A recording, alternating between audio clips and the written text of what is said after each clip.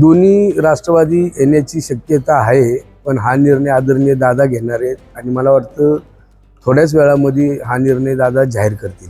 दोन्ही पक्षातील जे कार्यकर्ते ज्यांनी निवडणूक लढण्याच्या दृष्टिकोनातून तयारी केली असेल आणि एकमेकाला जर विश्वास वाटत असेल की हा कार्यकर्ता ह्या ठिकाणी निवडून येणार आहे, त्या दृष्टिकोनातून तसा तो समझोता केला जाईल.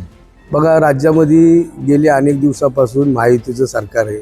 आदरणीय देवेंद्रजी फडणवीस असतील, आदरणीय एकनाथजी शिंदे असतील, आदरणीय दादा असतील, केंद्रीय मंत्री रामदासजी आठवले असतील, यांची युती आहे आणि सर्वजण युतीचा धर्म पाळतील आणि जेणेकरून वादविवाद न करता निवडणूक अतिशय चांगल्या खेळीमेळीच्या वातावरणामध्ये पार पडेल असं मला वाटतं. तो जे दावा करत असतील तो त्यांचा वैयक्तिक प्रश्न असणार आहे, पण माझा एक विश्वास आहे की गेल्या अनेक वर्षापासून पिंपरी चिंचवड शहराचा विकास हा दादाच्या नेतृत्वाखाली झालेला आहे आणि ही जनता ही जाणून आहे की आदरणीय दादांनी या शहराचा विकास केलेला आहे.